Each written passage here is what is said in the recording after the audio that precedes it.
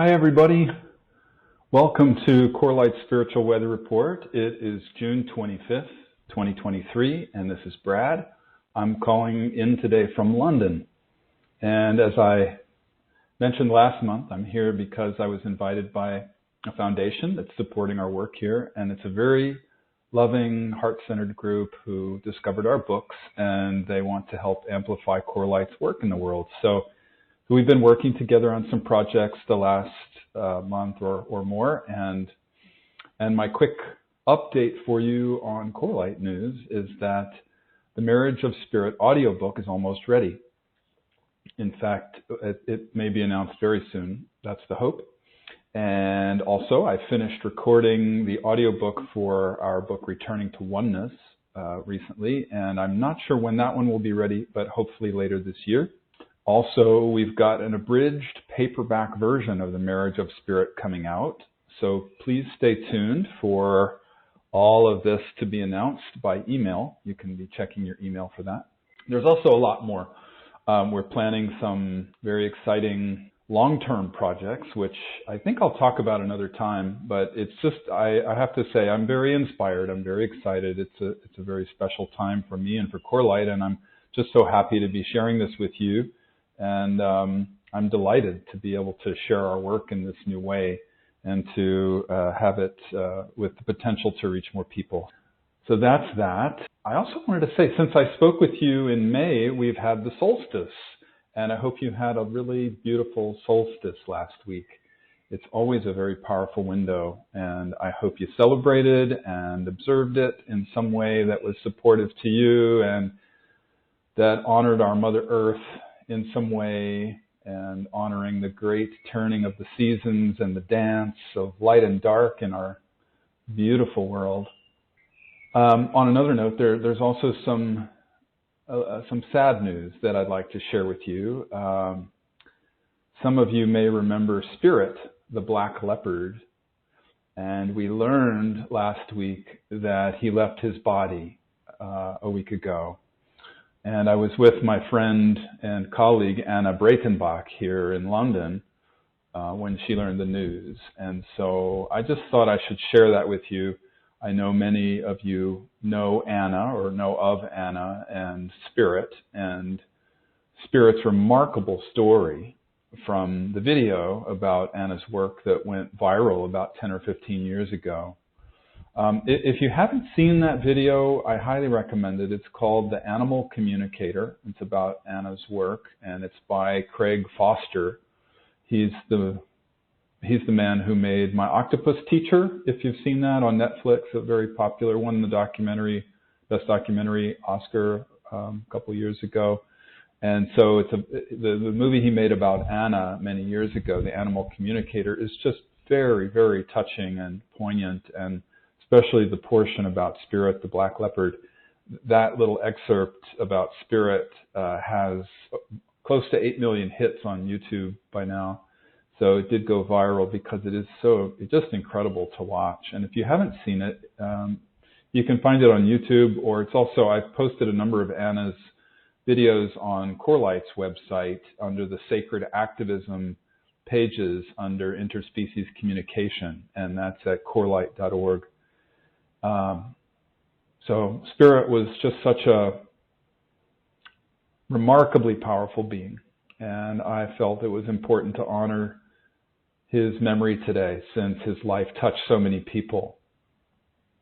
And on that page I just mentioned to you, the Sacred Activism pages under Interspecies Communication at corelight.org, there's a video there that I made of Anna and my beloved Leslie talking about Spirit, which is also just a very poignant and beautiful message.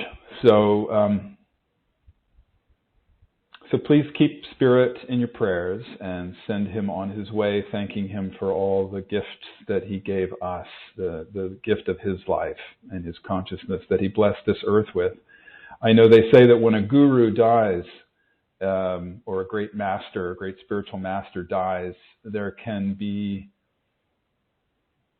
what feels like a disturbance in the force, and like shock waves can go out on the planet, and I certainly have felt that this past week after Spirit left. He was a great consciousness on the planet. So I invite you to keep that in mind. If well, I don't want to get ahead of myself. We will talk about this later, but this reminds me, I just wanted to mention to you, there's an online course that Anna and I created, excuse me, and we taught a couple of years ago called For the Love of Animals. And we've been working on recreating that course so that it'll be available again. And it should be available very soon. We're not quite ready yet to announce it, but it will become available soon. And again, I'll keep you posted on that by email. So if you pay attention to your emails, you'll see that. So as for the prevailing energies, it's been a very intense month energetically since we last spoke. Like I said, almost like there's been a disturbance in the force or some kind of seismic shift in the planetary energies. And I've heard a number of people talking about this. I'm aware it's a very positive thing. It's not something to be afraid of. Usually, when you think of a disturbance in the force, it might mean something terrible has happened, but this is different. It feels more like a fundamental shift has taken place in some way at an energetic level. It's like the tectonic plates energetically are moving beneath our feet in some way in order to bring us into a higher alignment. That's how it feels. And we don't know what that's going to look like in the physical world and how it will manifest in the material. But if you're feeling discombobulated or especially fearful or, strange states that you don't really know why you're feeling exactly, this could help explain it. I know a lot of people are feeling unsettled and anxious without really knowing why lately, and so this could be the reason. And also, on the contrary, other people are feeling the opposite. I know many people who are feeling incredibly optimistic and hopeful and excited about life and inspired. And if that's you, you are probably tapping into this underlying energy that is signaling enormous change into this new alignment. And if you're like me, it makes you feel a little bit nuts at times too, because if you listen to the mainstream news, we're being invited into thinking that all is lost and invited into pessimism and fear and separation and, separating from people who think differently than you. And so I feel like the lesson for all of us, no matter how we're feeling, is just to remember that we're in a time of enormous change energetically on the planet, and that the changes are accelerating and intensifying with each passing month. And the key to getting through times like this, where there's extraordinary change, is to remember our spiritual practices, especially practicing witnessing and grounding on the spiritual core, which I know a lot of you already know about. Those are sort of the key principles that we teach here at CoreLight. That are in the Spiritual Warrior Training course and in our books. Anyway, I don't want to get ahead of myself. I'm already diving in. But before we begin our session today, I just thought I should share those things with you. And I'd like to also welcome everybody. Welcome to everybody who's new to CoreLight, and welcome to all of our old friends too. For those who are new, every month I tune in on what's happening in the collective consciousness, and I'm always shown a few themes to talk about on the calls.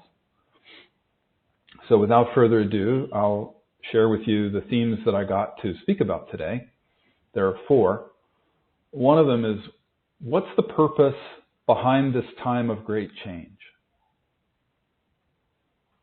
The second one is transcending the fear of the surveillance state. And the third is an exercise to clear that fear. And number 4 is the gift of truth and freedom. So for anybody who's new to these Spiritual Weather Report calls, I start by offering a guided meditation, and then I speak about the prevailing energies that are affecting us and also about the spiritual principles that are most helpful for us right now. And then we'll have time for questions and answers at the end. And we always close our sessions with a brief prayer or a guided meditation or whatever we have time for. And if you need to leave before the call ends, you can always listen to the recording later. We do send out the link to our email list, and it's also posted on YouTube. Let's see.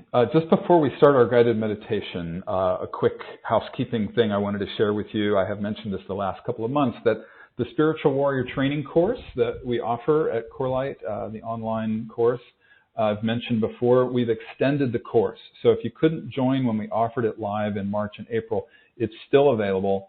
If you want to find it, you can go to corelight.org to the courses page. And the recordings of the 4 live Q&A Zoom calls are posted online there, and they're now available with the course. So let's go ahead and get started with our guided meditation.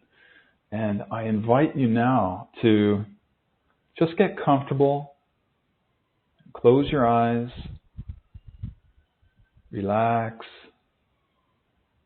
take a few long, slow, deep breaths, breathing in the light, then breathing out any tension that you might be holding on to in your body. Breathing in the present moment. Breathing out any worries about the past or the future. Breathing in love. Breathing out stress.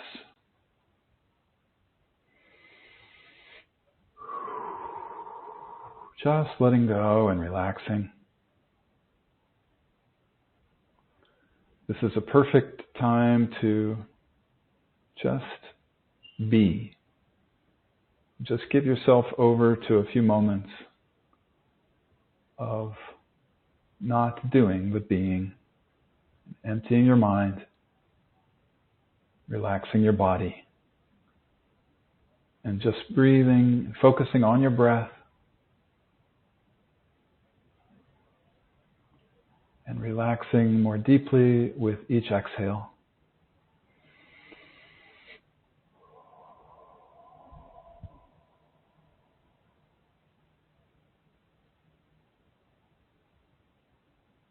Long and slow and deep breathing. As you breathe, just feel how peaceful it can be to have nowhere to go and nothing to do. Just giving yourself the gift of this present moment, being with your spiritual journey, just for you.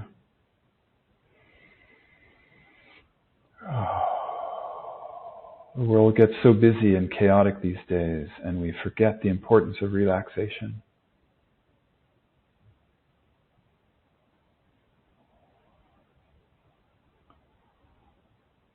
Relaxation of the body is the foundation of the enlightening of our consciousness. And I think we forget that. We forget the importance of giving ourselves this time.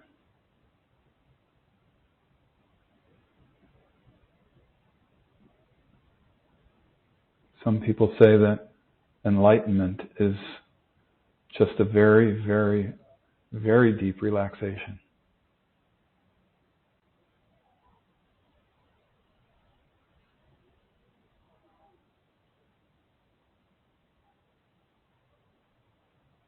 So just continue your breathing and letting go. And as we always do, let's do a muscular relaxation from head to toes. I invite you to feel a warm, viscous liquid like honey pouring over the top of your head, relaxing all of the muscles that it touches. Pouring over your scalp, feeling all the muscles of your head, just relaxing, completely letting go. Feeling this warm honey pouring over your forehead and your eyebrows, down into your eye sockets, relaxing all the many little muscles that surround the eyes that hold a lot of tension. Relaxing the eyes themselves, the eyelids, eyeballs, the muscles behind the eyes. Relaxing the eyes so much that they just literally fall back into their sockets. Feeling the honey pouring over your temples, down over your cheeks and nose and your ears, back of the head, mouth, chin, the jaw, and especially the back of the tongue. Just focusing for a moment on the back of the tongue. Because when we can relax the back of the tongue, it relaxes a whole region of the body. Back of the head and the neck, shoulders, face. Just feeling that deep, deep letting go, releasing, deep peace. Continuing your breathing, relaxing with each exhale, feeling the warm honey pouring down over your arms, all the way down to your fingertips, just melting all the tension, especially in the wrists. We work on our devices so much that the wrists tend to hold a lot of tension these days. So just feel that honey melting those tight muscles in the forearms and the wrists and the hands and the fingers. Feeling the honey pouring down over your chest and your upper back.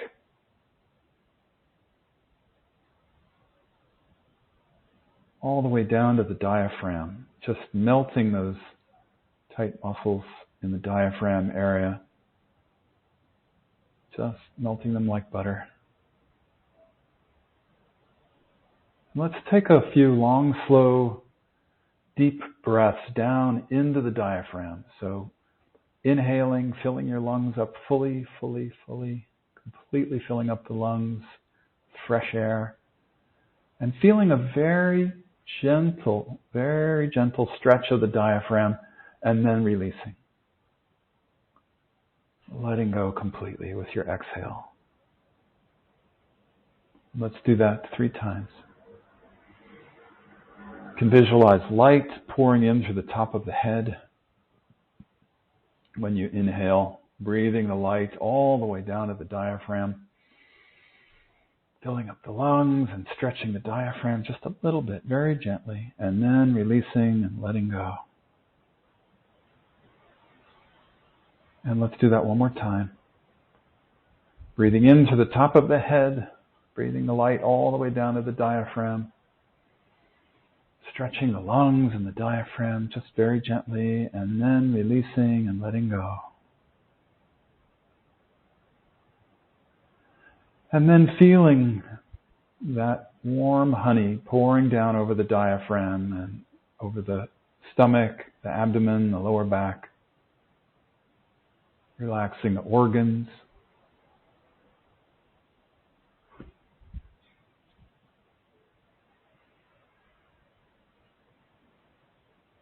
Feeling a deep peace pouring over you with each exhale. Completely letting go. And let's feel the honey pouring down over the pelvis, over the buttocks, the genitals, and the psoas muscles, which run down the right and the left side and the front of the hips. Just feeling those psoas muscles melting. And let's take a few long, slow, deep breaths all the way down to the pelvis. So breathing light in through the top of your head, all the way down to the pelvis, and then releasing and relaxing with the exhale. Deeply letting go. Let's do that a little bit more, a couple more times. Long and slow and deep breath, breathing light into the top of the head all the way down to the pelvis. Exhaling any tension you're feeling in the body.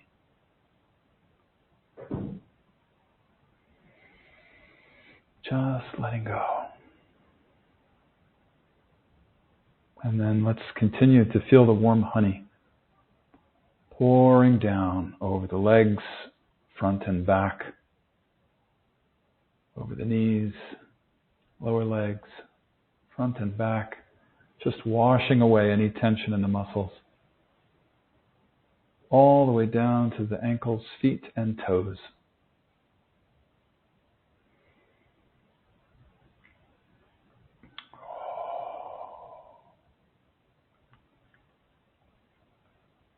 Let's do another few breaths.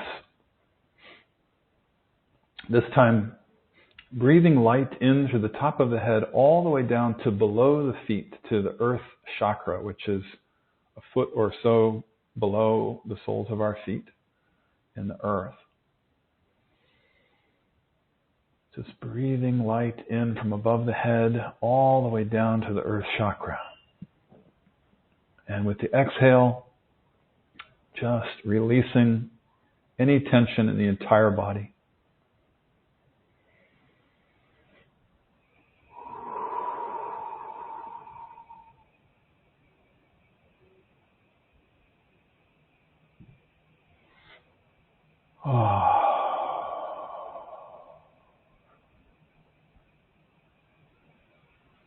Feeling a sense of very deep peace with each exhale, sweeping over your entire body. And now I'm going to be quiet for a few moments and allow you to scan your body again from head to toes, breathing light into any areas where you still might be holding on to any tension or shadow. Just breathing light in there and relaxing and exhaling any tension.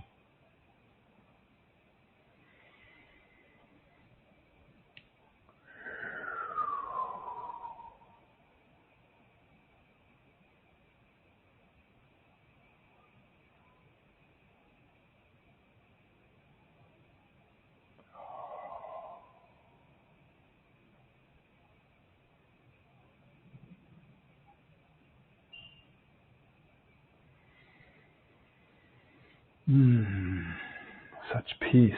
I can feel this group deeply letting go.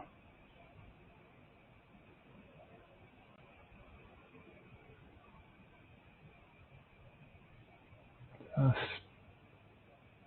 allow that sense of deep inner peace to penetrate the whole body.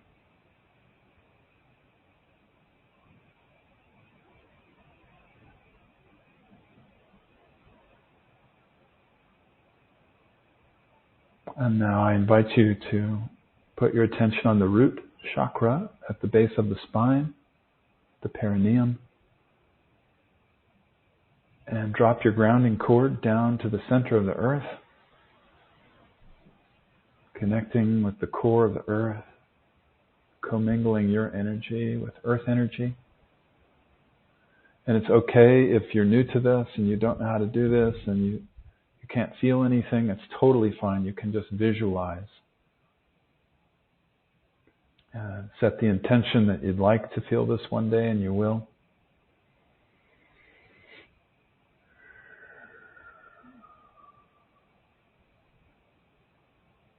And then when you're ready, draw that earth energy up through the soles of your feet, up into your body.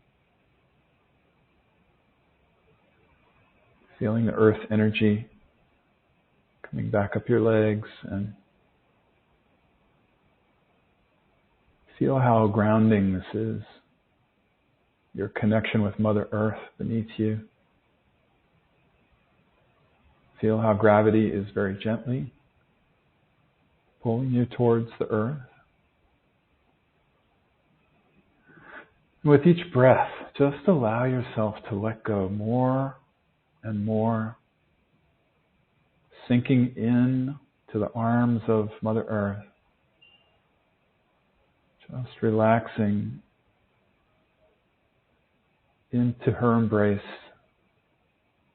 feeling her support you from beneath in the form of the floor and the chair. Just letting go, like a little baby relaxing into the arms of its mother. Completely letting go. Not a care in the world, nowhere to go, nothing to do. Just completely at peace.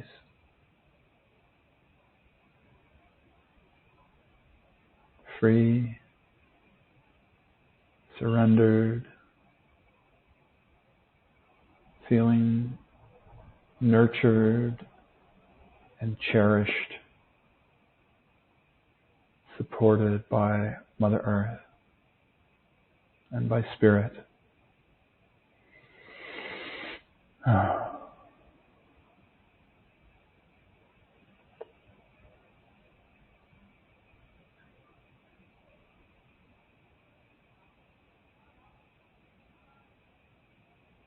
And I invite you now to continue drawing that earth energy up through the soles of your feet, up your body, up through the torso, up the core of light that sits right in the middle of your body, right in front of the spine, like a luminous tube of light, like a fluorescent tube.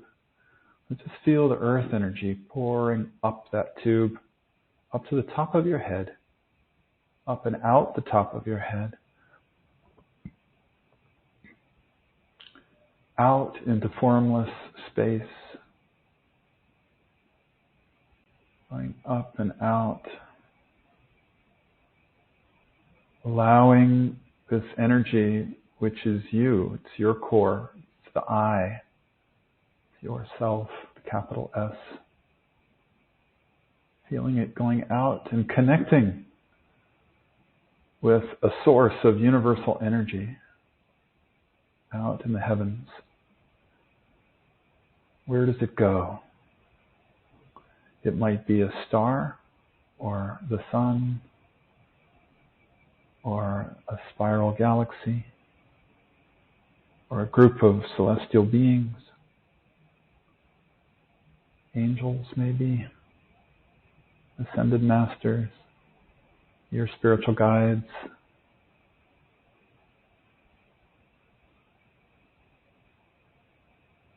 And feel that energy as it starts to pour back down into you. Pull this source of universal energy back down into your body.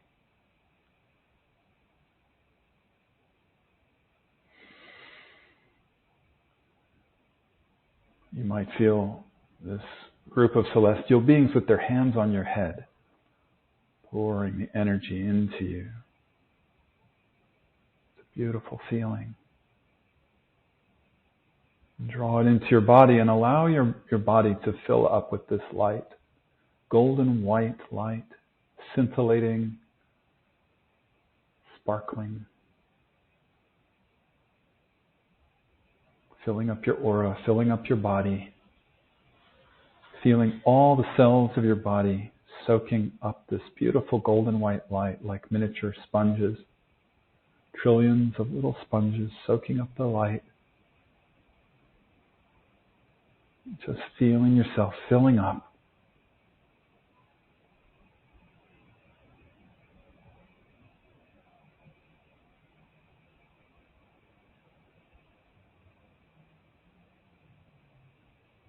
And as you fill up with light from above and below, you can feel the earth energy continuing to pour up into your body as well as down from above.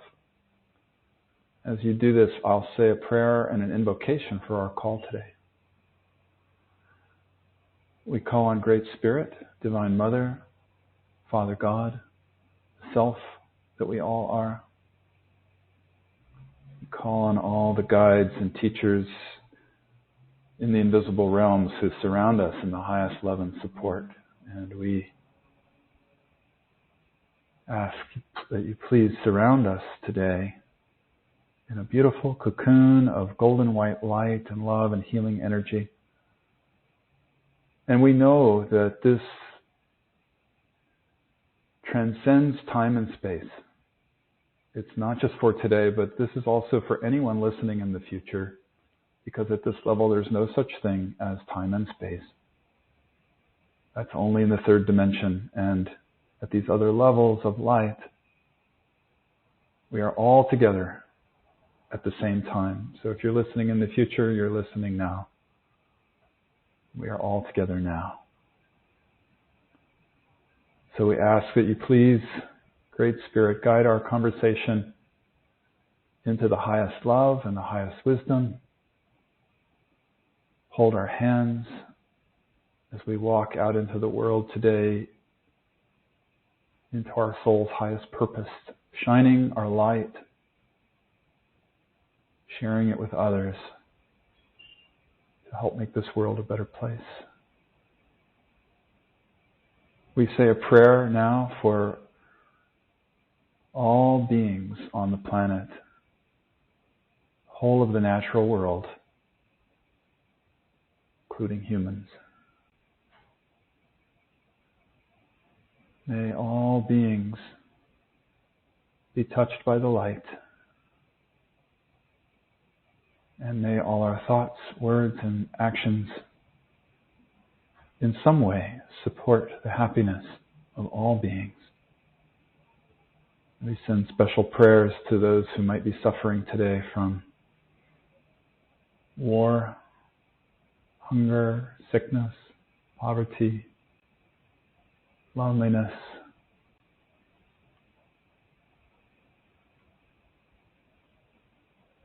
pollution,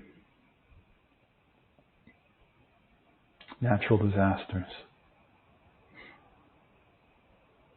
So please surround this planet with light and love and healing energy. And we give thanks knowing that this is so.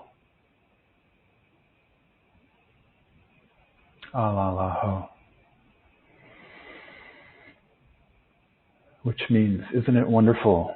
It's the Tibetan Amen. Alalaho. I love that word. Isn't it wonderful? And so now I invite you, when you feel ready, to slowly bring your attention back into the room and into your body. Slowly, when you're ready, begin to wiggle your fingers and toes and open your eyes.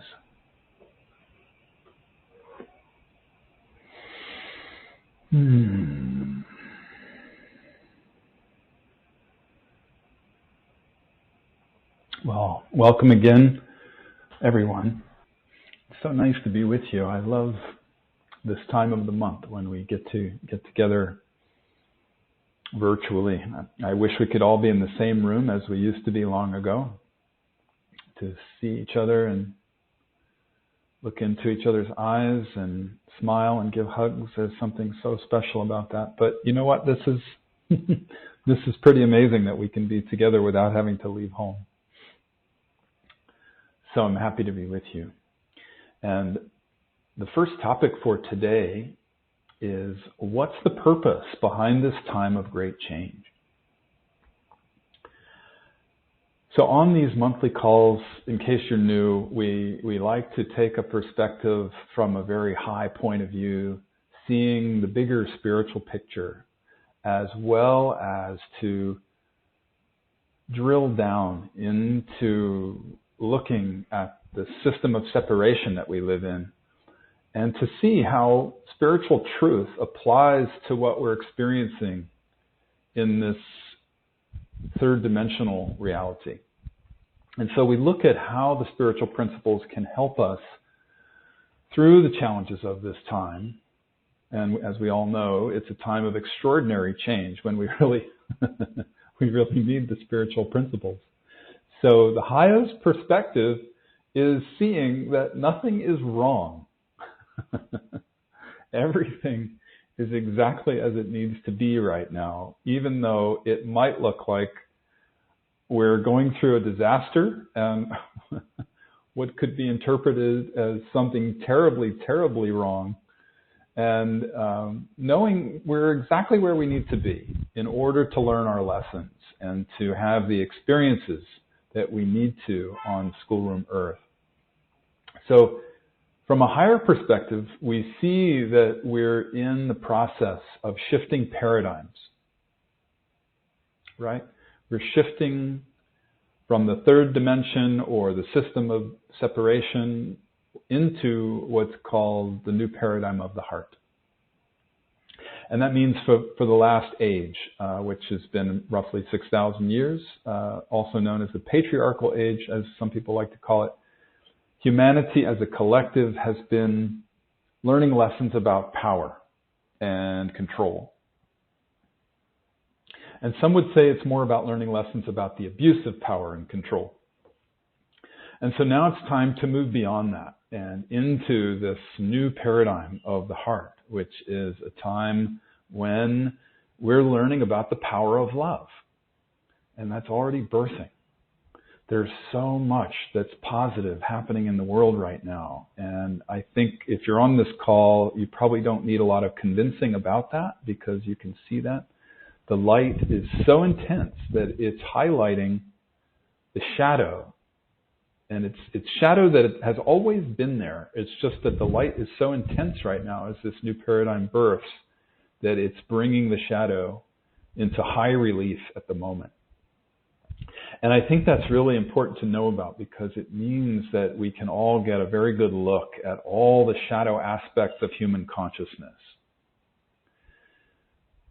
We can't really complete our lessons about the abuse of power and control unless we get a very clear view of what that's all about. And boy, are we getting a really good look at that right now. Oh my goodness. If you are tracking the insanity of our world, you know what I'm talking about. It is a pretty crazy time out there. So much light is pouring in that we really get to see this darkness in high relief. And that's a great gift, you know. So the way I look at this is, if we're going to complete this story of the system of separation and the abuse of power that goes along with that, then it needs to be taken to its logical conclusion. Every story has to have an ending. And we're just not quite at the end of this story yet. So, you know what I mean?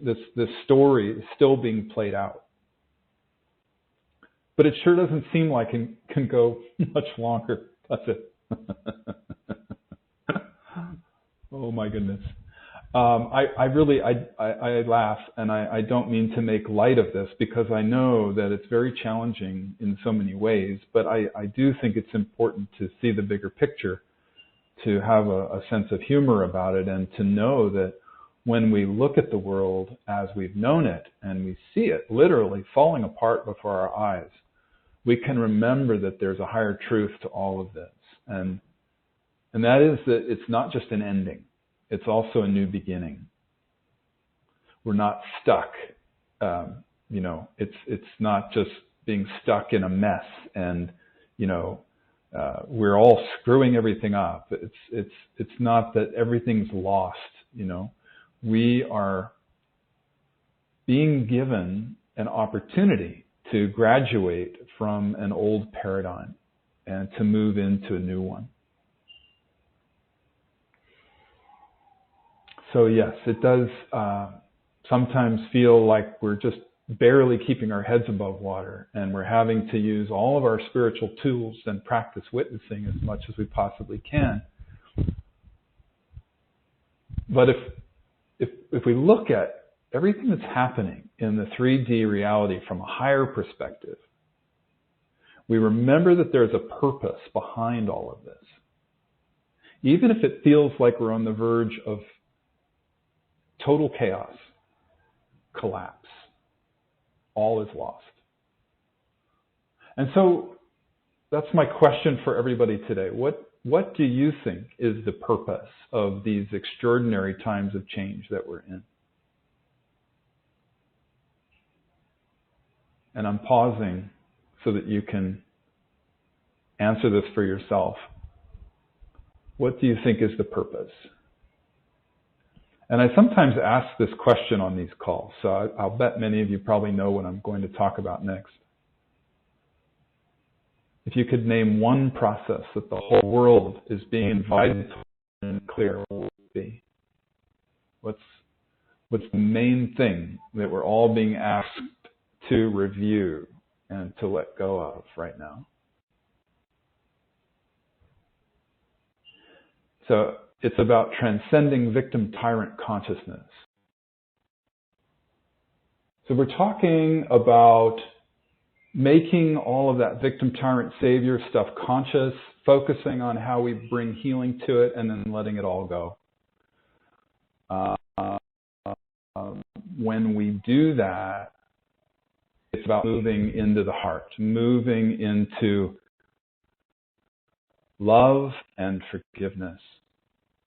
And to be really clear, I just need to say I mean suppressing or denying or avoiding emotions like anger or fear or sadness or whatever it is we might be feeling around the whole victim-tyrant story. I'm not talking about just saying, oh, I forgive the perpetrator and it's done. That doesn't really work. That's called spiritual bypassing. So really, I'm talking about what we call self-inquiry and getting to know what's happening inside us and then shine the light on that shadow and eventually letting it all go. And that is true healing. That's how we move into the true forgiveness and the spiritual surrender and unconditional love that we're all looking for. And it's where we learn to keep the heart open all the time, no matter what the circumstances are. And that's a very advanced state of spiritual awakening. And so that's the path that we're all on, whether we're conscious of it or not. And the awakening, it eventually comes with time and with practice. And it's where we know that that's who we truly are. We're not just feeling a sense of love from time to time, and we don't necessarily need a person to love or a thing to love, something outside of us to love. We're eventually waking up to knowing that love is us. Love is what we're made of. We realize that that's who we are. We are the love. And we don't jump into that, all at once, but we get tastes of it along the way. And when we do, we want more of it. We want to live in it all the time. It's like the golden carrot, right, that leads us on the path. We get a taste of it, and then we get addicted to the spiritual path because we know that's what we want. So I think that's really the purpose of all of this. The bigger picture that's helpful to hold on to right now is to remember that we're in this extraordinary time that's about moving from age into a whole paradigm. It's about the power of love. Okay, so I'm told it's very spotty, so I apologize, and I'm going to hang up and I'm going to try calling in. I hope the Wi-Fi is back, so forgive me. I'll be right back with you. All right, so I'm going to continue.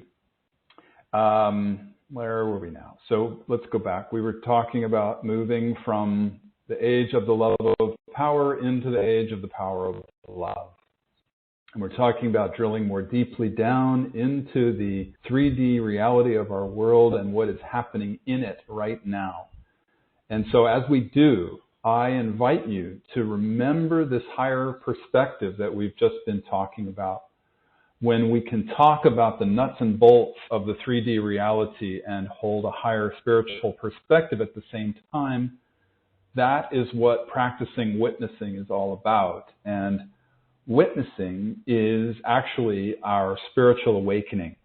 So witnessing is really about maintaining a sense of spiritual detachment about the stories that are unfolding in the material world. And when I say detachment, I'm not talking about closing your heart or not feeling or numbing out. I'm talking about spiritual detachment, which is a whole other practice. I talked about spiritual detachment in the November It was November 2022, Spiritual Weather Report, when I talked about spiritual detachment. And if you're interested in that, you can find it on our free resources page on the monthly call archive at corelight.org. And it's also on YouTube. And again, that's November of 2022, talking about spiritual detachment.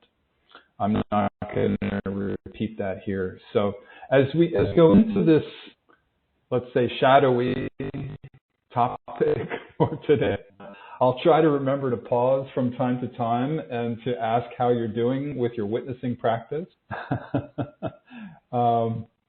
It's really important to practice holding a witness and a higher perspective whenever we're shining a light on the shadow.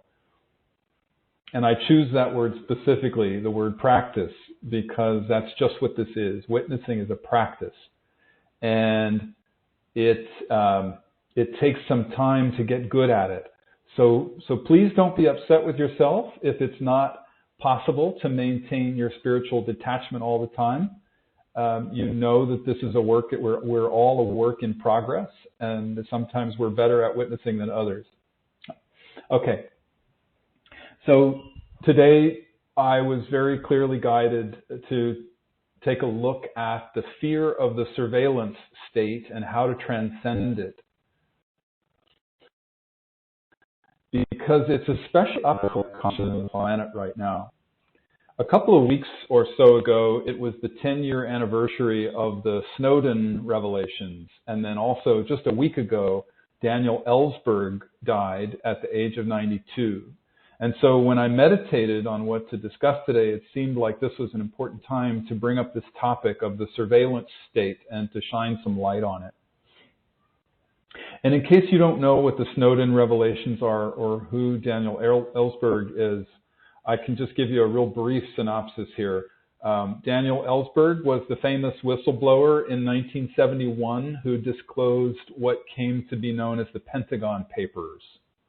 And there have been books and movies about his story. And if you're interested, by far the best movie is a documentary. It was called The Most Dangerous Man in America. That's what Henry Kissinger and President Nixon called him at the time. I think it was made in 2009.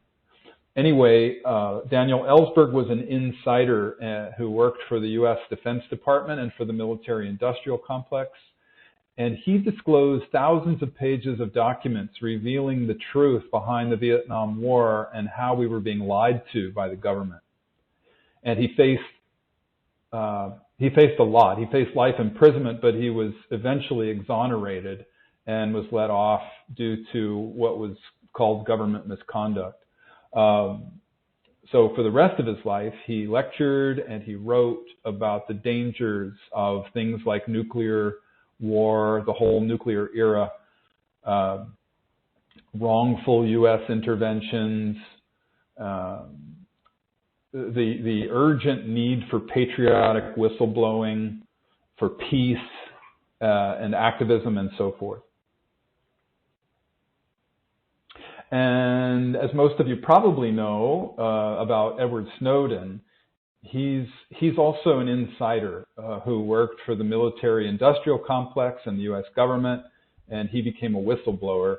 He disclosed a huge amount of digital data revealing the truth behind the U.S. government's programs to spy on its own citizens. But also, not just in the U.S., he showed that there is a worldwide surveillance program, a secret surveillance program, and that our computers and our phones are being used to spy on us. And in 2013, all of this was released in a documentary, a famous documentary called Citizen 4, which won an Oscar in 2014 for Best Documentary. If you haven't seen it, I highly recommend it. It's actually a very important movie if you haven't seen it.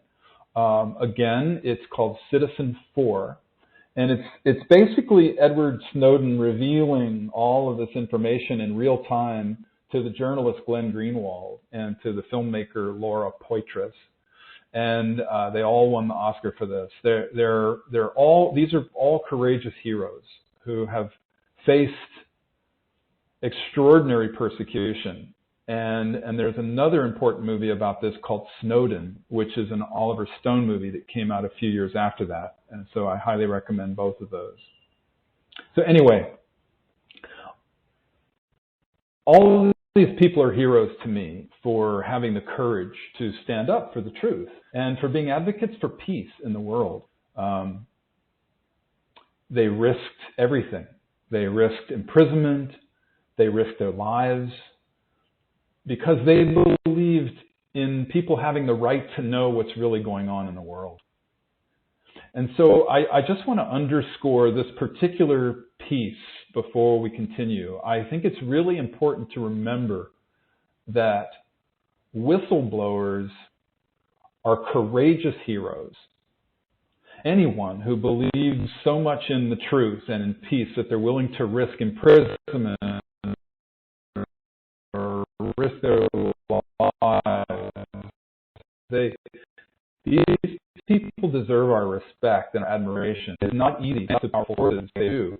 And there's one other thing. There's a really important thing that happened this month. I don't know if you heard about this, but Dr. Stephen Greer released a movie called The Lost Century and How to Reclaim It.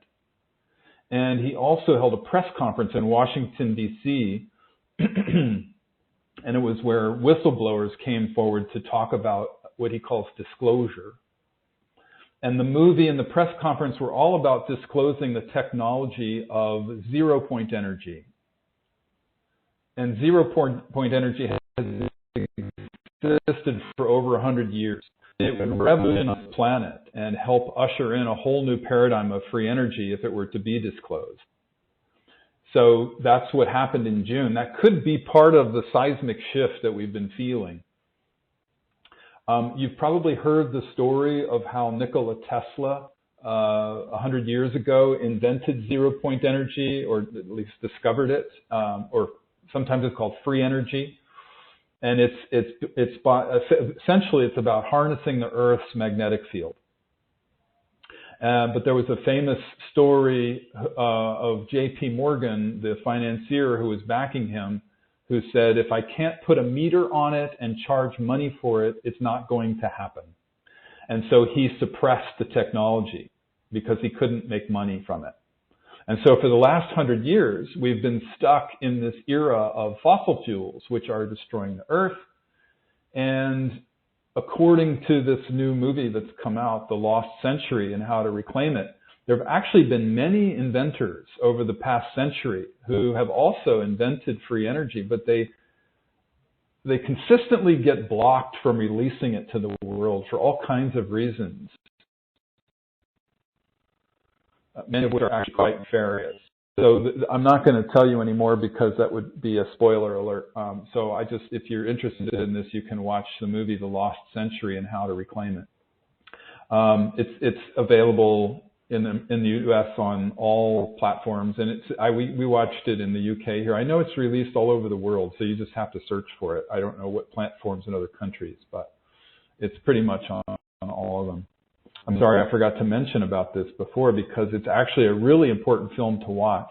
And again, this is about whistleblowing. So it's obviously a theme that's for us as a collective right now. It's about truth-telling and advocating for peace and standing for freedom, even amidst the challenges. So I really, really honor anybody who has the courage and the integrity to do this.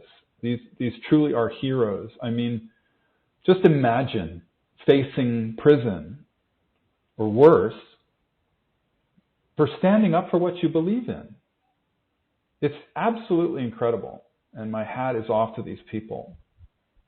I know for most people, it can be difficult even to stand up against peer pressure. You know, it's so much easier just to go along with what everyone else is doing and thinking. So I feel like we're in that kind of a time now when it's really important to acknowledge whistleblowers as courageous heroes and to take a lesson from them, which in my mind means it's about thinking independently. It's about questioning authority. It's about standing up for what we feel is true and right, no matter what other people think, and no matter what the powers that be are telling us. To stand up for peace and freedom and truth and all these higher qualities that we believe in. So there have been both positive and negative developments since Daniel Ellsberg in 1971 and Edward Snowden in 2013 did their whistleblowing. And on the one hand, they exposed to the general public that governments do lie to us, which was a revelation to many people back in the 1970s. And then more recently with Snowden, that there is this surveillance state worldwide, that it really exists. And I know that since then, some positive steps have been taken to secure privacy. Like, for example, there's now end-to-end encryption, as it's called. That's more available. But it's raised this awareness about the need for it. But unfortunately, the surveillance state is actually worse than it's ever been now. There's a massive collection of our data happening more than ever before. And it's used for everything from marketing to us, to get us to buy things, to influencing the outcome of elections, and who knows what else. But it's definitely being used to manipulate us. And it's truly a threat to our freedom. And I'm not talking about this to scare you, but it does feel important to name it and to be aware of it and to make it more conscious. So I'm going to pause right now and ask you, how are you doing with your witnessing practice? Are you able to keep that higher perspective that we talked about at the beginning of the call, to remember that what we're doing is looking from a point of view through the third dimension now? And are you aware of your higher self? Just checking with you to see if you can get back in that state, because I know talking about this stuff is not easy. So in this topic, I just wanted to speak about why I feel talking about it is so important.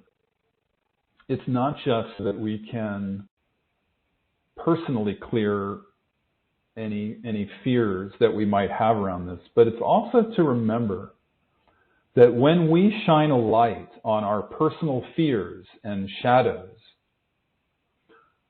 we're also opening a door into consciousness that others can choose to walk through if they want to. And it's not anything that you need to talk about with other people. You don't need to do anything to open the door for other people, other than you open the door for yourself and you walk through it yourself. And so it's a metaphysical or a spiritual truth that when you clear your own fears and shadows, you're also offering a gift to other people and to the collective consciousness of the planet. Because our thoughts and our emotions are shared. We create a healing for other people when we heal ourselves. It's this principle we talk a lot about on these calls, which is that the greatest gift you can give the earth is your own spiritual awakening. Essentially, other people get it by osmosis, and all you need to do is do it for you. So I also want to preface this discussion by saying that this is not about one particular political party or one leader or even one country. Please do not think I'm choosing a side. That is not what this is all about. It's never the case on these calls. I'm not picking a side. This creep of totalitarianism across the globe has been happening for decades. With every passing year, there's a new small step towards governments around the world controlling the population.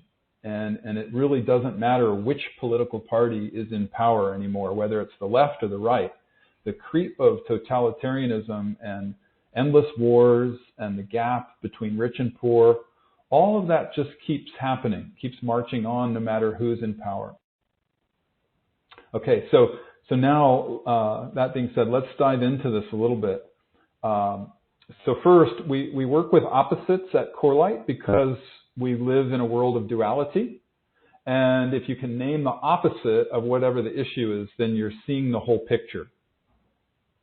And wholeness is about healing, and you heal through finding the wholeness. So the first question we ask then is, what is the opposite of the thing we're working on? So for today, what is the opposite of the surveillance state? I'm asking you to think about this. What would you say is the opposite of the surveillance state?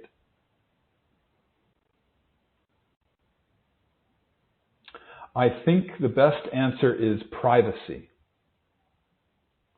And I know you might have said freedom. You know, that's also a good answer, but I tend to think of freedom, it's more of what we would call an ascended balance state, which means it's the thing that resolves and heals and brings the polarity into a balance, and it helps us ascend in consciousness. So I think the truer opposite would be privacy. And through healing the polarity of this surveillance state and privacy, that's how we find true freedom. So I thought today we would do a square on the surveillance state versus privacy. And I know most of you know how to do a square. And for those who are new, a square is a journaling exercise. It's simple. We teach it in our book, The Marriage of Spirit. And the best way to learn how to do a square is just to do one. So we're just going to dive in and do it. And with squares, what you do first is you write the polarity at the top of your journal page. And then what we're going to do is break the polarity out into 4 corners. And the corners are about your attractions and repulsions to each side of the polarity. Or instead of attractions and repulsions, you can also say desires and fears. Desire and fear are opposites, just like attraction and repulsion. So your journal entry, what you're going to do today, what we'll do today is about those 4 corners. And by doing this, we're really just trying to shine a light on the shadow, to name all the aspects of the ego that are involved here. Because when we do that, we make the unconscious conscious. And when we make the unconscious conscious, that's essentially spiritual awakening. And then at the end, there's one final step in the exercise where we let go of it all and we experience a release and a healing. But we'll do that at the end. So, okay, so for now, for the first corner, let's look at the fear of the surveillance state. And you can explore the corners in any order you like. There are no rules around this, but for our purposes, we're going to start with fear of the surveillance state, or you could say the repulsion to it. So I'm going to read to you, I did it before the call just to make this a little quicker, so I'm going to read to you what I wrote, and you can put down anything you like in your journal. Here are my bullet points. It's like something out of George Orwell's 1984. Big Brother is watching you all the time, and you better not step out of line. The fear of being controlled.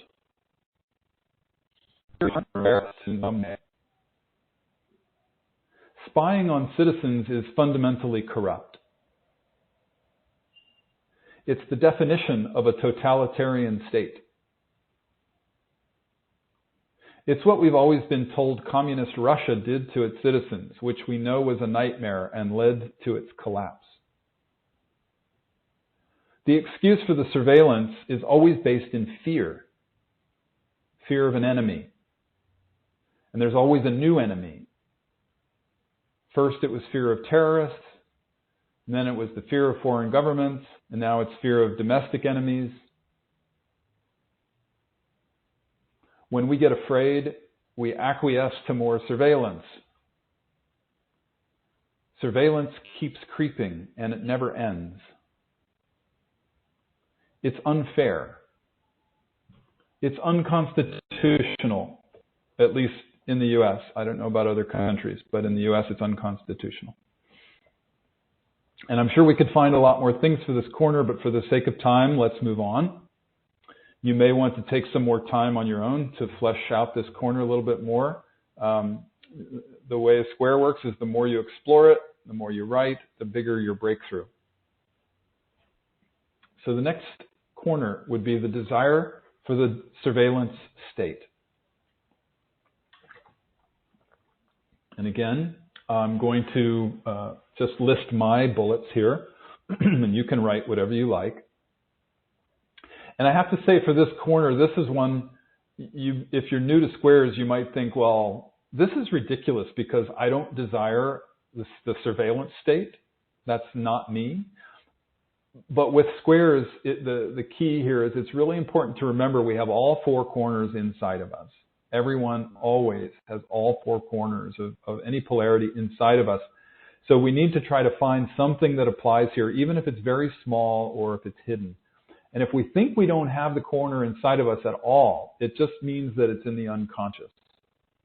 And then the way to kind of tease it out, the way to discover it is you can cheat a little bit by asking yourself, why would someone else desire or fear that thing? And you write about that.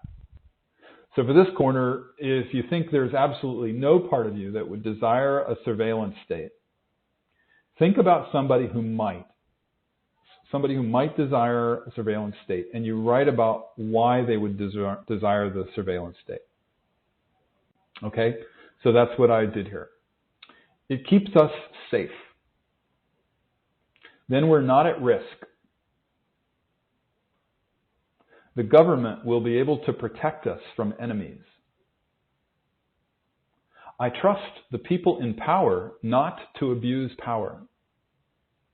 And I had to laugh after I wrote that one. If you have nothing to hide, then you have nothing to worry about. Remember that little phrase that gets trotted out from time to time? Also makes me laugh. To maintain the status quo. It's a matter of national security. It protects our democracy. And if you think about the irony of that, you know, that a surveillance state that people would think it would protect our democracy. It's the opposite. It's kind of crazy, but it's true that's what's in the consciousness. So I'm not blaming anyone. I'm not pointing fingers at anyone. I'm not trying to denigrate anyone. I'm just saying that this is sort of the essence of what's behind this corner. And you may find more if you take some more time to look at this. But I think for the sake of time, let's move on. All right, so the third corner is the fear of privacy. And again, this is a tough one. It's another one that you might struggle with because you might think you don't have that inside you that would fear privacy. So again, this is about more unconscious stuff. So let's see what we can get here. Here's what I came up with. I had to put myself in someone else's shoes. So if we insist on privacy for everyone, then our enemies will also have privacy, and then we can't catch them. If we're not spying on our enemies, I'm afraid they will take over. The fear of not being protected, the fear of not being safe, the fear of a breach of national security. Okay, so that's all I wrote for that corner. And like I said, there's more, but for the sake of time, I'll let you do that for home practice, and I'm going to move on. The last corner is the desire for privacy. To have freedom. To be able to think and speak freely without an inner editor. To be able to criticize the powers that be without repercussion. Because our personal information is nobody's business but our own. To not have to worry about being harmed or embarrassed by anyone. To avoid identity theft.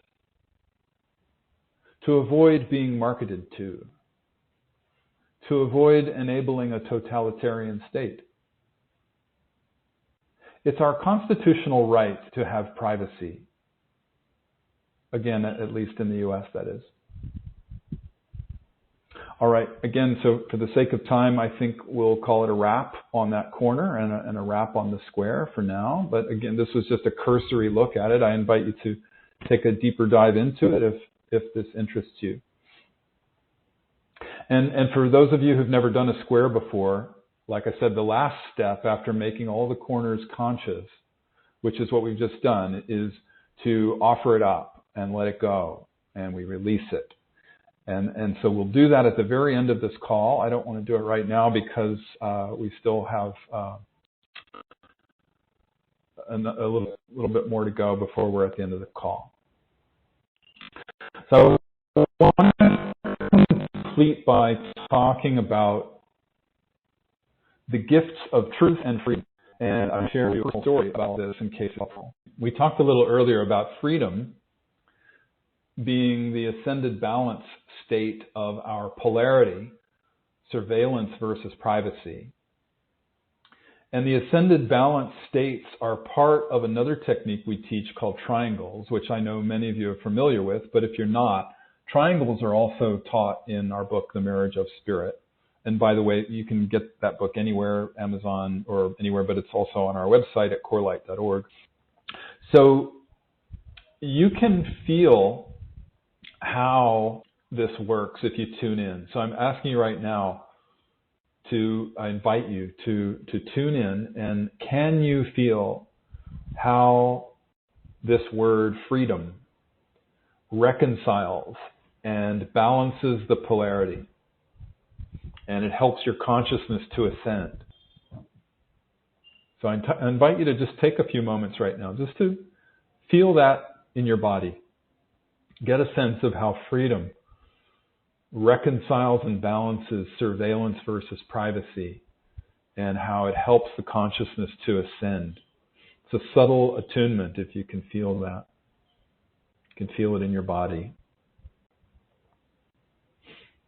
And one of the main reasons we incarnate on Earth is to experience freedom in these physical bodies of ours. It's what our soul longs for.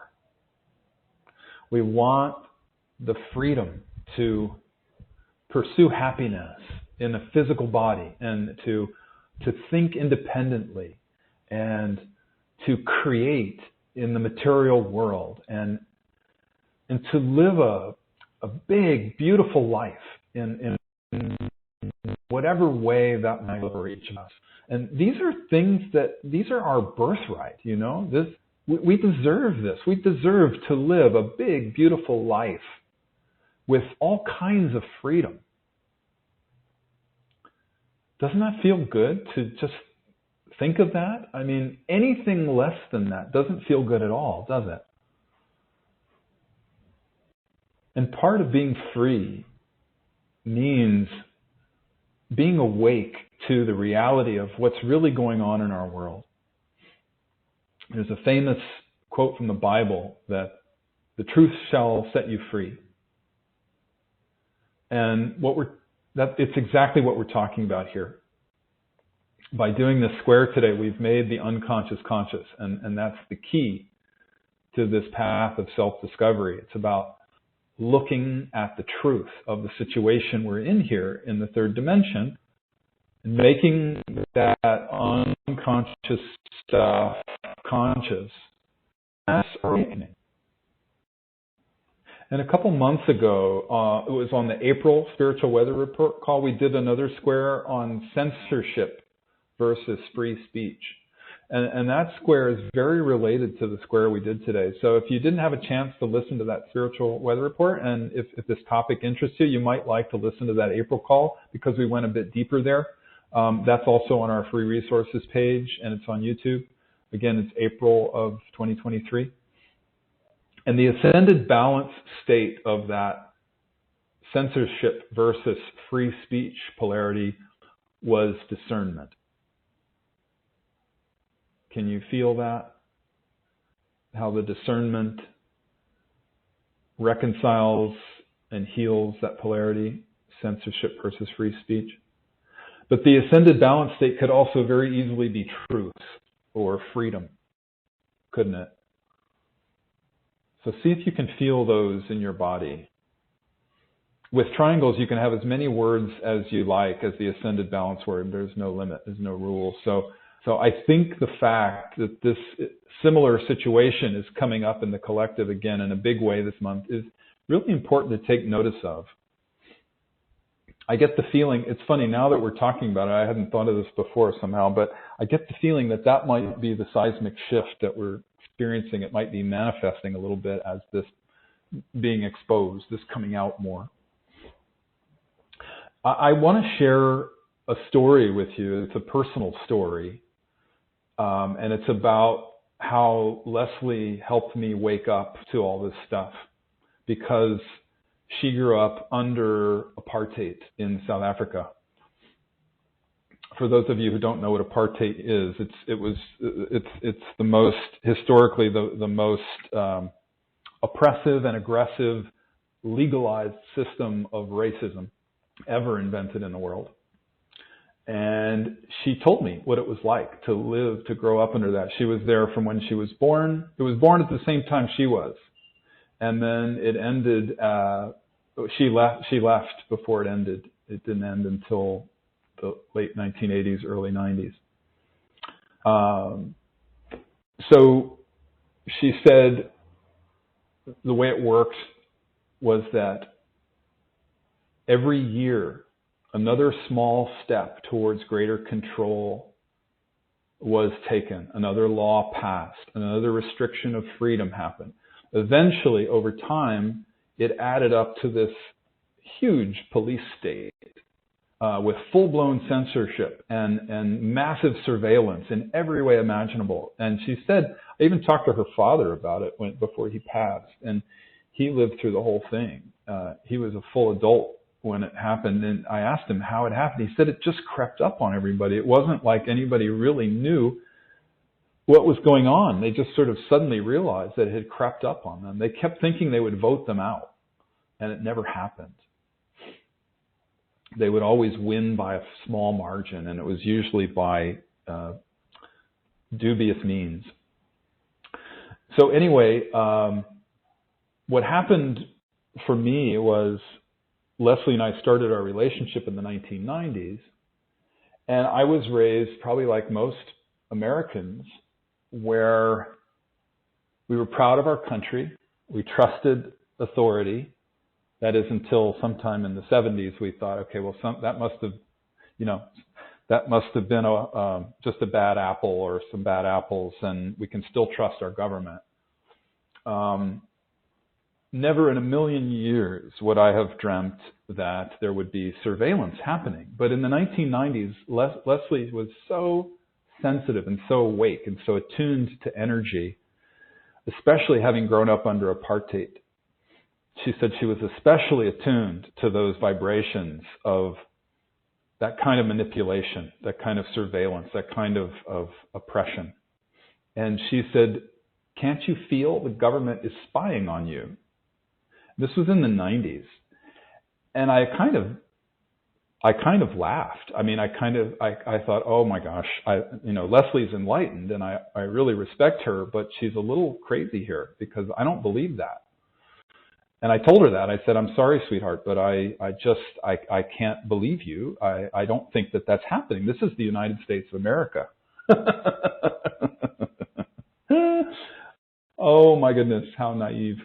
And so we had a conversation about it, and she said, I'm telling you, I can feel it, and it's just like what happened under apartheid. With every passing year, there's a new little thing, and it's a new little law, it's a new little restriction. It's this creep of what's essentially totalitarianism. So she called it back in the 90s, and I didn't believe her. Until she said, our phones are being tapped. And I thought, at that point, I thought, oh dear, we're really in trouble now, because I truly don't believe that. But then I started noticing the phone had these crackles on it.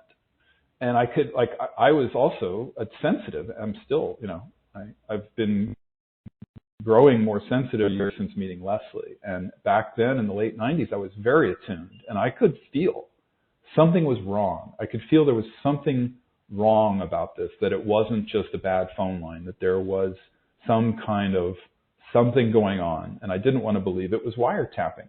But then a year later, it came out in the newspaper. There was some whistleblower, somebody brought it out, that the government at the time had authorized wiretapping of millions of phone lines of nonprofits, specifically targeting nonprofits in the United States. And I got it. It was like, oh my gosh, that's what was happening, because we were a nonprofit. And it was all around that time of 9/11 and, the fear of terrorism and foreign governments and all that stuff. So I started paying more attention then. I don't know that I was fully convinced, but I can tell you that as I've grown more sensitive and started paying attention, I have realized more and more and more how true this is. So I think Leslie's message to me was about learning to attune to vibration and using our discernment as to what's happening under the surface. It's about feeling more than thinking. Not that we should abandon the mind and logic, but to realize that there's much more going on than the surface appearance. So I think the moral of the story is about letting go of an old mindset of what we were taught as children and being open to new ways of looking at the world, questioning official narratives, official stories, questioning authority, opening up to the truth of whatever is going on, really. And so truth and discernment and freedom are all these key qualities that we can ask for individually. And we can practice developing more of these in our daily lives. It starts simply with making the inner commitment to live more in these qualities. And we can also ask our spiritual guides for help with developing them.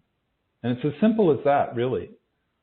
And if you've already made the commitment to develop those qualities, then it's a good time to consider renewing the commitment. And you can do it easily, just by going into prayer or meditation and just letting the universe know about your commitment and your request for help with developing these qualities, especially truth and discernment and freedom, but any of the higher qualities, really. Wisdom, love, unconditional love, and so forth. So, all right, my friends, that is all I prepared for today. And so I think we're ready to move into the questions and answers period.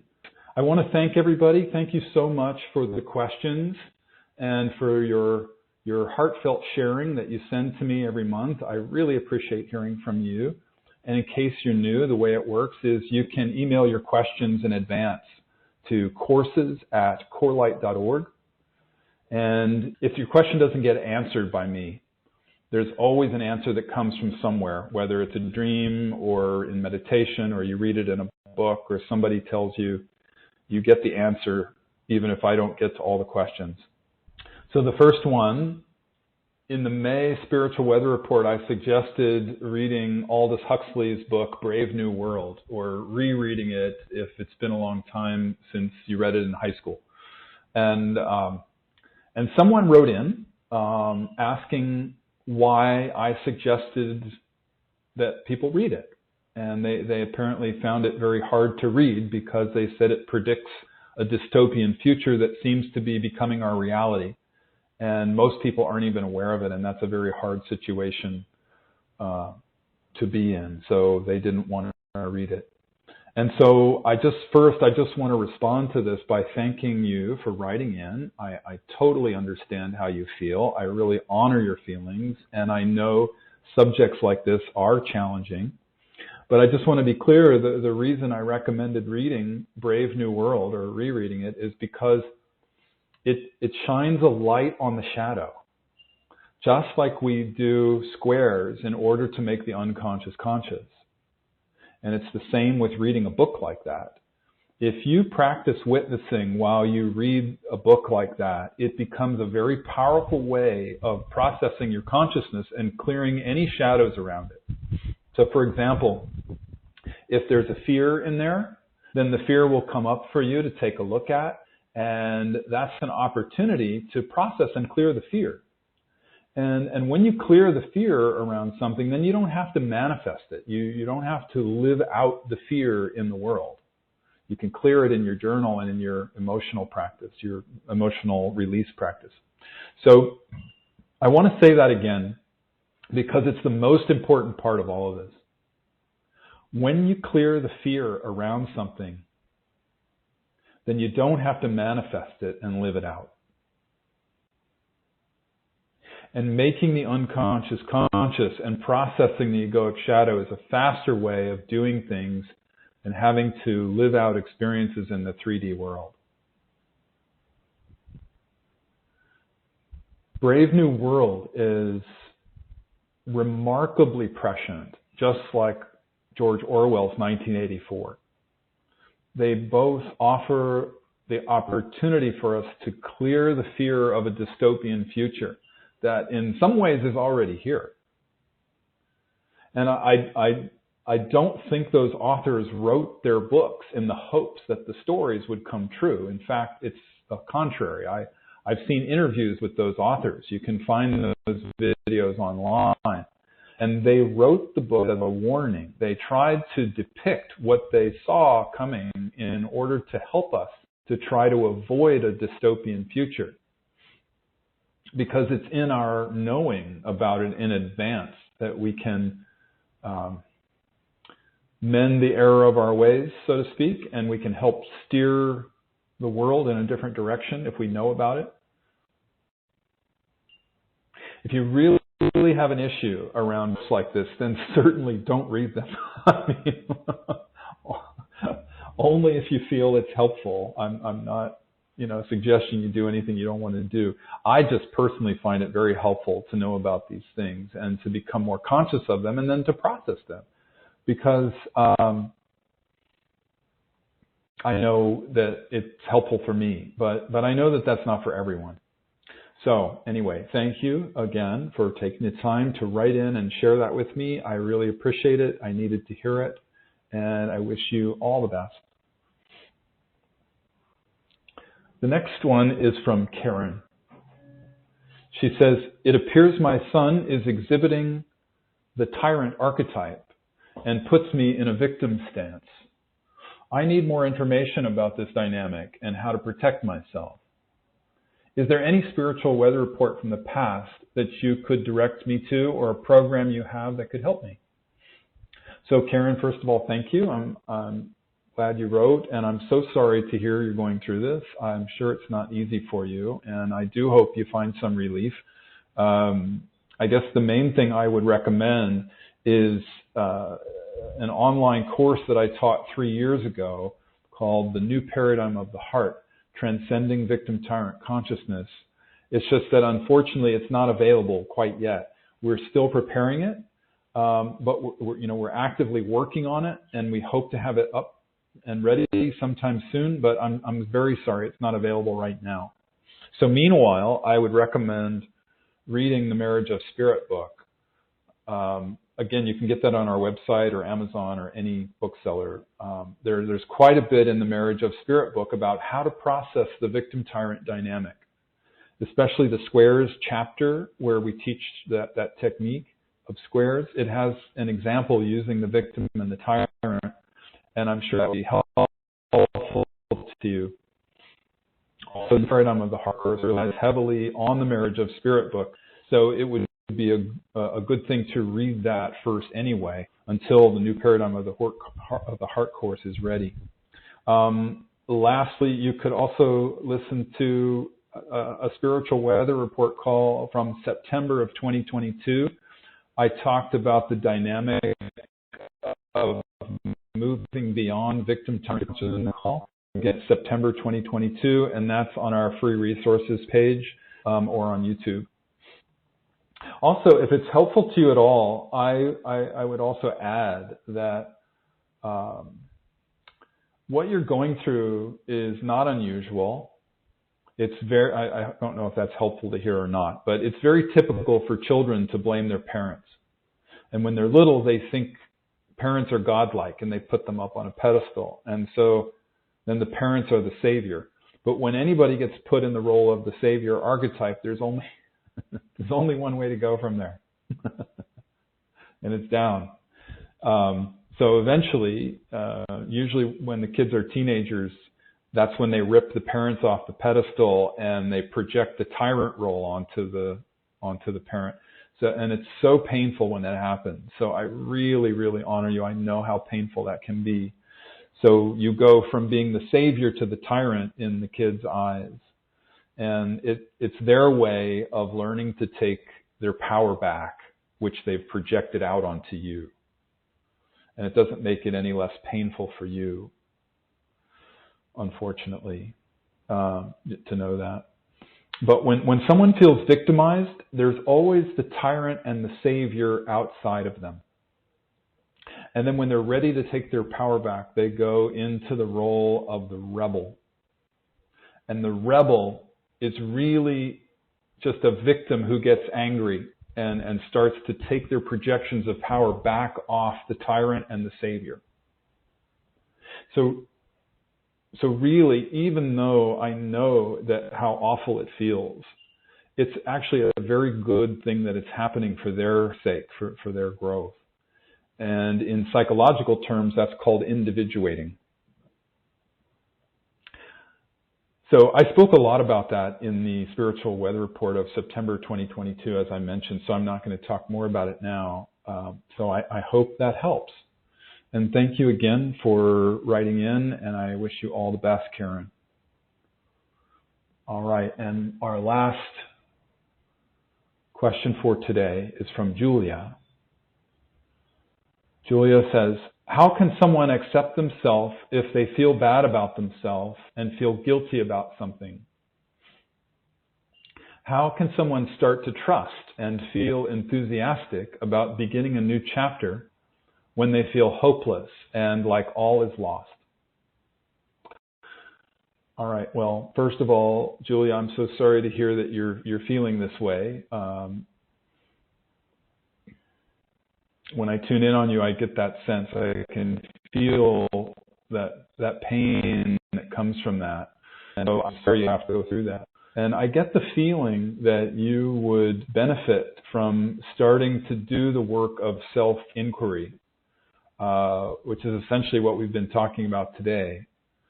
It's about processing your emotions and your states of mind.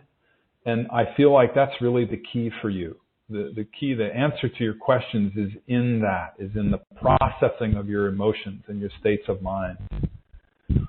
Guilt and hopelessness and feeling bad about yourself can be processed away. You don't have to live with those things.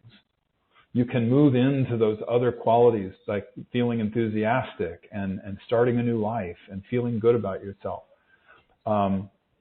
So you might try using the methods of processing in the Marriage of Spirit book. There are many, many methods out there. So, use anything that works for you. Just find whatever works for you and use that. But the techniques we teach are in the Marriage of Spirit book, amongst others.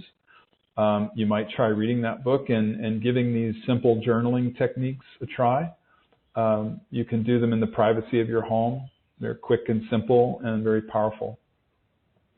I was also thinking when I tuned in on you, I wanted to recommend, if you like to read, you could read my book, which is called Living with Enlightenment. It's the story of my relationship with Leslie, and it's how I learned the marriage of spirit material from Leslie.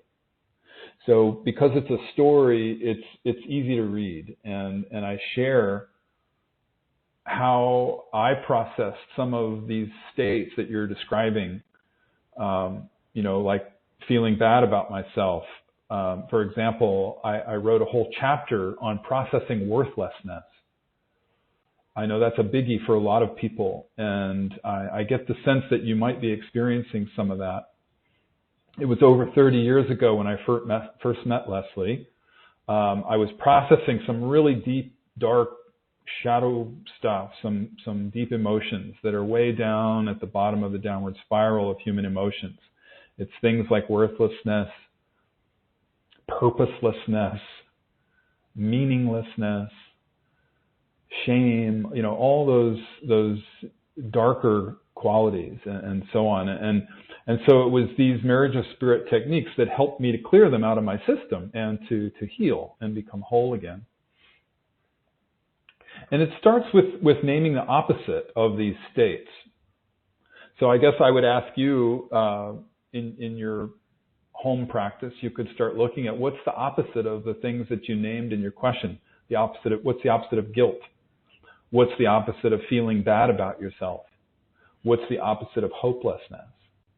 And sometimes just in finding those opposites, you get a breakthrough.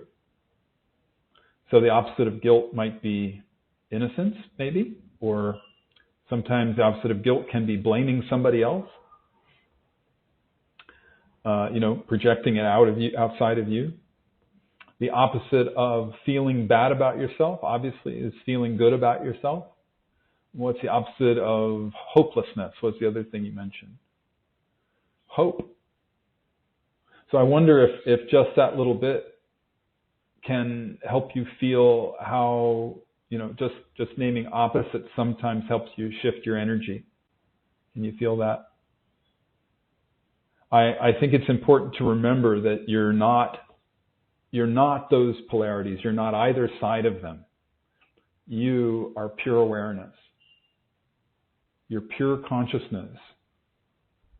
And it's all these states of mind and emotions and polarities that are passing through you. And that's the key to the processing, is to wake up to who you truly are, which is that pure light, pure consciousness, pure love. And all of these experiences and emotions and states of mind just pass through you. Okay, so we're out of time. And I hope that's helpful, Julia. I will hold you in my thoughts and prayers, and may you have a breakthrough. I hope it goes well for you. And we'll complete with our guided meditation, and we're going to offer up the square that we did and say a little prayer. So I invite you to hang in for just a few more moments while we do that. Before we do that, I just want to thank you once again. Thanks to everybody for showing up, whether you're showing up live or listening in the future. We're all of one heart and one mind, all in the field of love. So thank you, and thank you for participating. I love you. So now I invite you to close your eyes, take a few long, slow, deep breaths, and just relax and let go. If you're multitasking, this would be a good time just to pause for a couple minutes. We're not going to be long. So I invite you just to stop what you're doing if you can, unless you're driving, of course. Don't close your eyes. And just let go. Take some long, slow breaths, and with each exhale, release any shadow that might have been stirred up by our conversation today.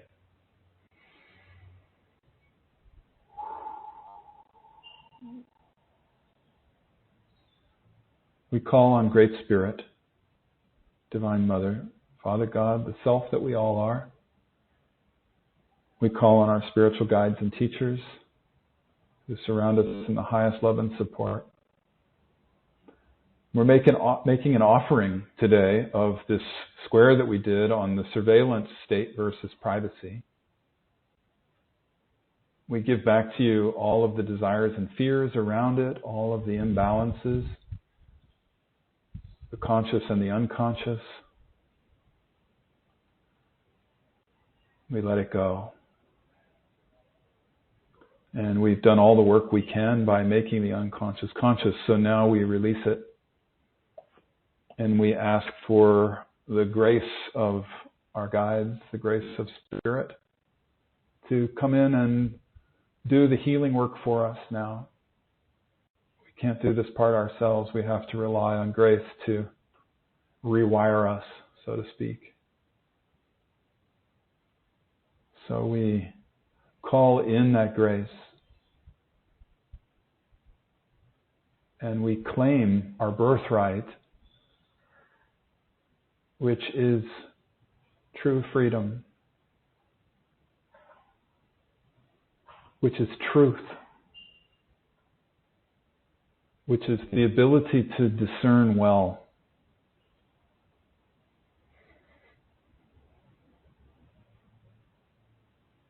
It's the freedom to think independently, the freedom to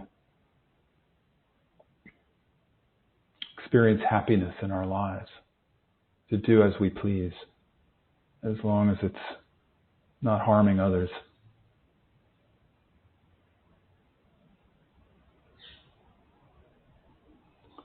Pursue our creativity and our joy.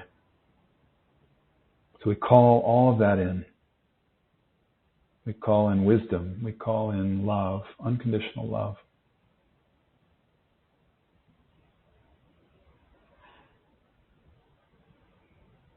And we give thanks, knowing that this is so. And so it is.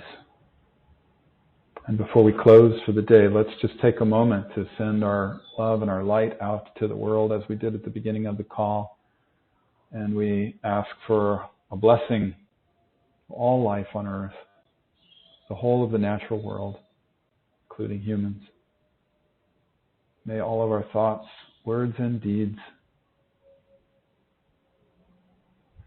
help bring happiness to all beings, even if in some small way.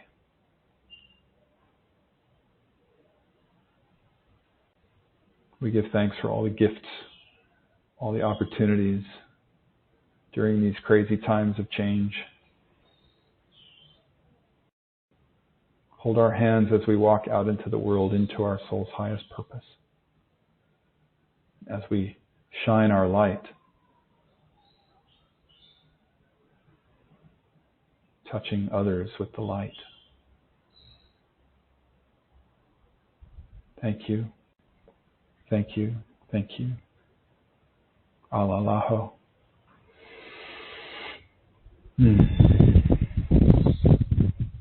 All right, my friends, when you feel ready, I invite you to slowly bring your awareness back into the room, wiggling your fingers and toes, and slowly opening your eyes when you feel ready.